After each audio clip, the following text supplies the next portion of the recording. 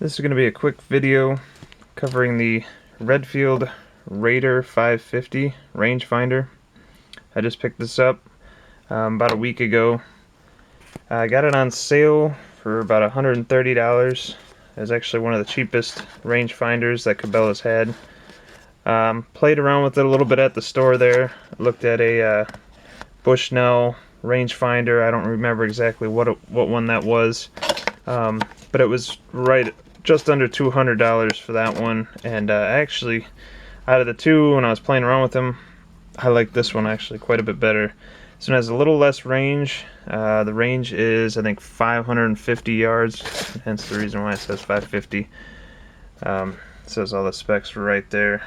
Weight is 5 ounces.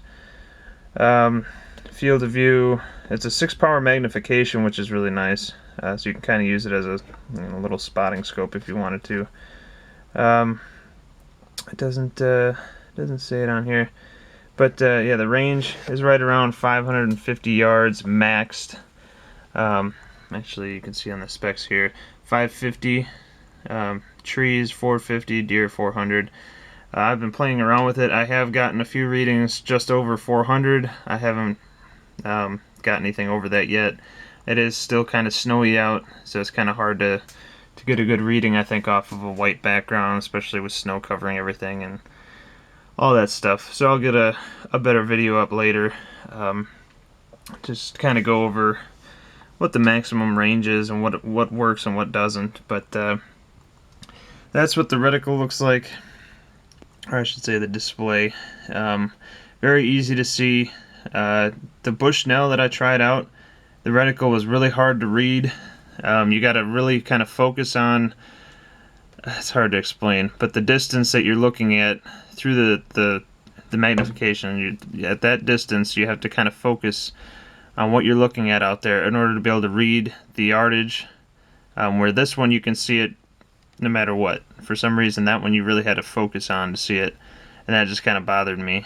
I know it's kind of hard to explain, but the battery indicator on this one is only 2 bars, and it kind of fluctuates. I haven't used it too much, maybe about 100 times so far, just kind of ranging things randomly.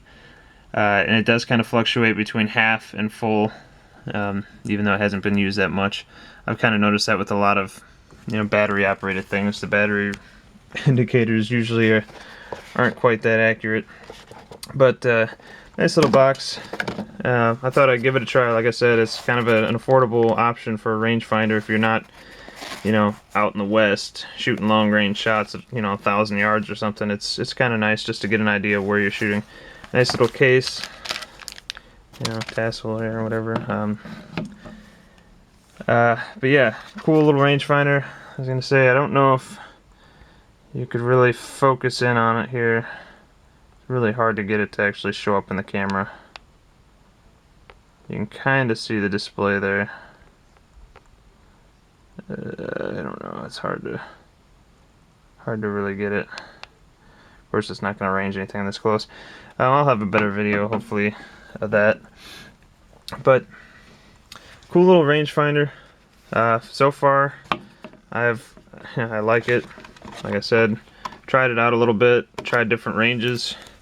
Battery it takes, let's see here.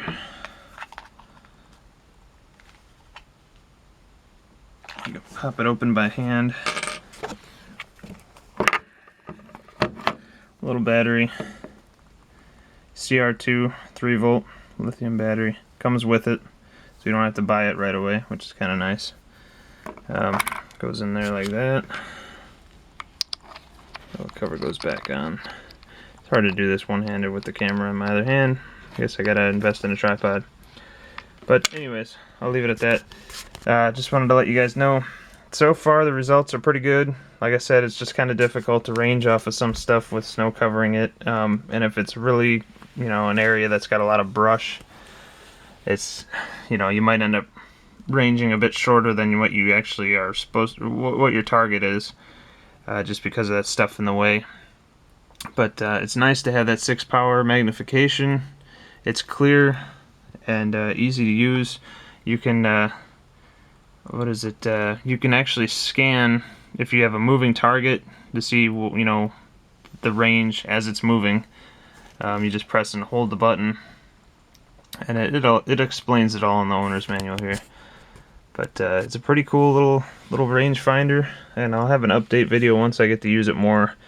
Once the snow kind of clears up a little bit, and then I'll try to use it at some further distances. But like I said, 400 yards is about the max. I know it says 550 for reflective targets. That might be, but I have yet to actually see that. But pretty close. You can range stuff through windows, but if the window is not very clean, it doesn't really work too well. So that might not work. One thing I was playing around with, looking out the window, just ranging different things, and sometimes it would work, sometimes it didn't. But if I open up the door or open up the window and tried it that way, it worked perfect. So that's about it. Nice little rangefinder. Figured I'd give it a try, test it out, see how it works. Pretty nice, lightweight. Redfield.